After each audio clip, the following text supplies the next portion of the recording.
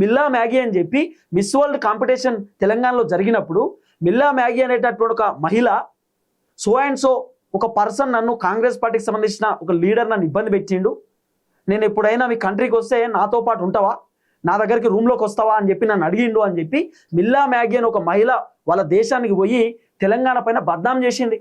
ఒక లీడర్ నన్ను ఇబ్బంది పెట్టిండు, నన్ను వేషలాగా చూసిండు అని చెప్పి ఒక మహిళ ఆమె దేశానికి పోయి తెలంగాణకు సంబంధించినటువంటి కాంగ్రెస్ ప్రభుత్వాన్ని ఆమె ప్రశ్నించింది. రేవంత్ రెడ్డి ఎక్కడ మాట్లాడలేందుకు, ఎక్కడ స్పందించలేందుకు, ఎక్కడ రెస్పాన్స్ కాలేదు కదా. రేవంత్ రెడ్డి సిట్ అని చెప్పి స్పెషల్ ఇన్వెస్టిగేషన్ టీంలు పెట్టిండు. మరి 60 సిట్టు విచారణ ఎందుకు, దర్యాప్తు ఇంకా కొనసాగలే ఎందుకు?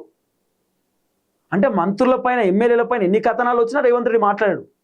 అంతేందుకండి, ఇప్పుడు పిసిసి అధ్యక్షుడు మహేష్ అన్న పైన ఎన్ని వార్తలు వస్తున్నాయి, మహేష్ అన్న డిజాస్టర్ ఫెయిల్ అయిపోయిందంటే రేవంత్ అన్న ఒక్కసారి మాట్లాడేందుకు, ఒక్కసారి రెస్పాన్స్ కాడేందుకు? ఇవన్నీ విషయాలు హైకమాండ్కి తెలిసినాయట.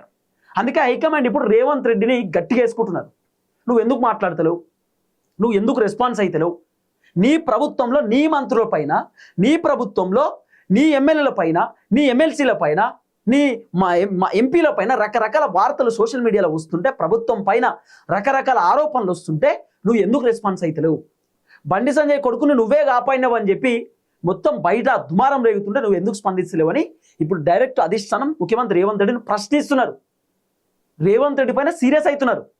నువ్వు ప్రశ్నించకపోతే, నువ్వు ఒకవేళ ఈ మొత్తం కథనాల పైన నువ్వు రెస్పాన్స్ కాకపోతే మేము చర్యలు తీసుకుంటామనే కాడికి వచ్చింది అధిష్టానం. రేవంత్ రెడ్డి ఎక్కడ మాట్లాడు, సైలెన్స్ మొత్తం. రేవంత్ రెడ్డి అసలు స్పందించే పరిస్థితి లేదు. ఎందుకు స్పందించాడు? మంత్రుల పైన వార్తలు వస్తుంది, సరే రేవంత్ రెడ్డి స్పందిస్తలేడంటే మరి మంత్రుల పైన వచ్చేటటువంటి వార్తలను నిజమే అన్నట్ట. నిజంగా కోమటిరెడ్డి వేరే వాళ్ళని ఇబ్బంది పెట్టిండా, పొన్నం ప్రభాకర్ ఇబ్బంది పెట్టిండా, వట్టి విక్రమార్క అవినీతి పాల్పడుతుండ, పిసిసి అధ్యక్షుడు ఫెయిలా?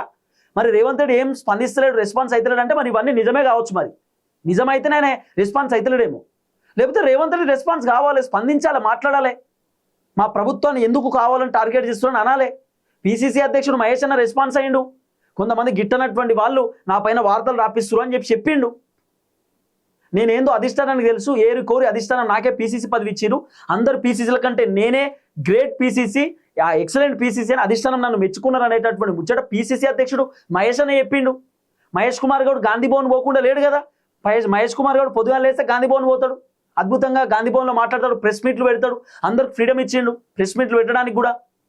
వేరే అధ్యక్షుల లెక్క నేనే మాట్లాడాలి, నేనే ముచ్చట పెట్టాలనేటటువంటి ఆలోచన మహేష్ కుమార్ గౌడ్కి లేదు కదా.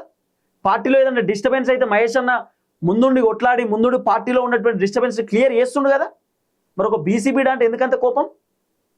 అంటే రేవంత్ రెడ్డి వీళ్ళు వెనకాల నుండి మొత్తం వార్తలు రాపిస్తుండా, ఈ చర్చ కూడా వినబడుతుంది ఇప్పుడు.